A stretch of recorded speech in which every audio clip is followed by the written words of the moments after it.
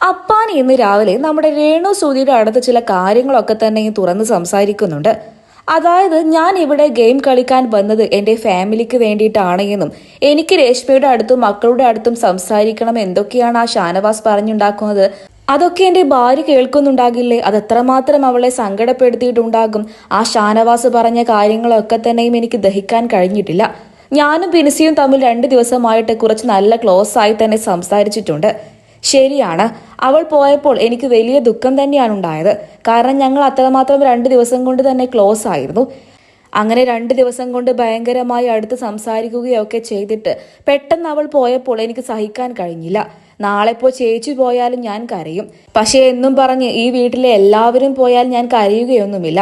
പ്രത്യേകിച്ച് ഇപ്പോൾ ഷാനവാസ് പോയാൽ ഞാൻ കരയില്ല. നമുക്ക് അടുപ്പമുള്ള ഒരാൾ പോയാൽ നമ്മൾ കരയും. അതിനെ ഇങ്ങനെയൊക്കെ വളച്ചൊടിച്ച് വേറെ രീതിയിലൊക്കെ ഇവിടെ പറഞ്ഞുണ്ടാക്കുന്നു. എനിക്ക് എന്തായാലും രേഷ്മയുടെ അടുത്ത് സംസാരിക്കണം. രേഷ്മയുടെ മാനസികാവസ്ഥ എന്താണ് എന്നും എനിക്കറിയണം.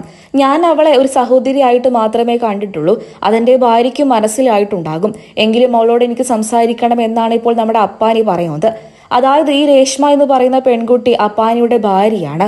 അവ ബിൻസിയുമായിട്ടുള്ള ബന്ധം സ്ട്രാറ്റജി തന്നെയായിരുന്നു എന്ന് തുറന്നു പറഞ്ഞിരിക്കുകയാണ് നമ്മുടെ അപ്പാനി. ആ കാര്യത്തിൽ ഇപ്പോൾ വ്യക്തത ലഭിച്ചിട്ടുണ്ട്.